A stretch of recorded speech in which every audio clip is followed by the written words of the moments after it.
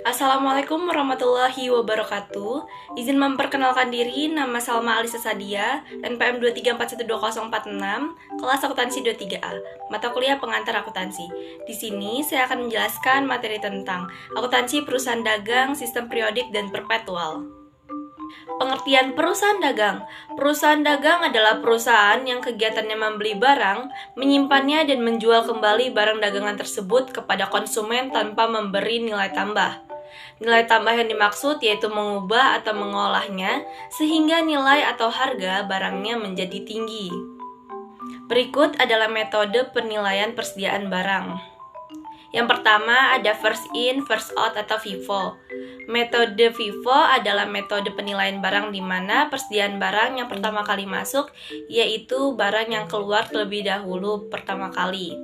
Yang kedua ada last in, first out yaitu LIFO. Metode LIFO adalah metode penilaian barang yang persediaan barang pertama kali dikeluarkan merupakan persediaan barang yang masuk terakhir. Yang ketiga metode average.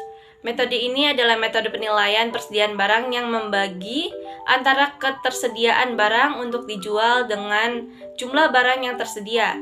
Jadi metode ini berada di tengah-tengah metode LIFO dan FIFO. Adapun metode dalam mencatat persediaan barang dagang. Yang pertama ada metode periodik.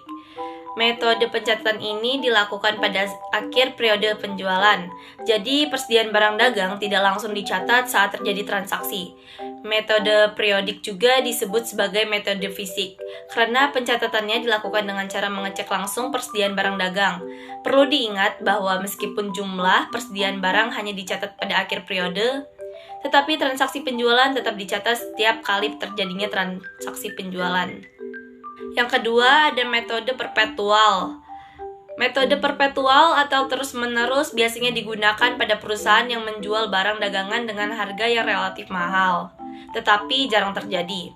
Pencatatan transaksi dengan metode ini hasilnya lebih akurat dibandingkan dengan metode periodik, karena pencatatan dilakukan secara terus-menerus dan terperinci untuk setiap transaksi yang terjadi dalam perusahaan dagang. Selain itu, persediaan barang dagang dapat diketahui setiap saat karena dicatat secara terus-menerus.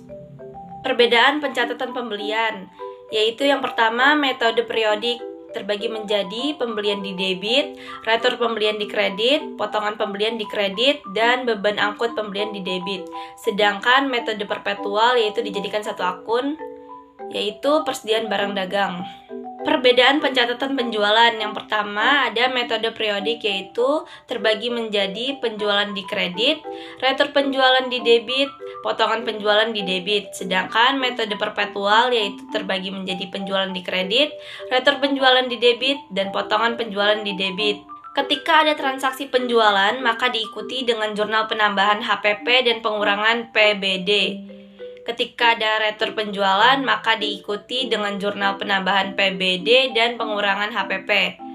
PBD adalah persediaan barang dagang, sedangkan HPP adalah harga pokok penjualan. Berikut ini adalah contoh jurnal terjadinya transaksi pembelian dan penjualan. Sekian yang dapat saya sampaikan tentang materi akuntansi perusahaan dagang, sistem periodik, dan perpetual. Saya akhiri, wassalamualaikum warahmatullahi wabarakatuh.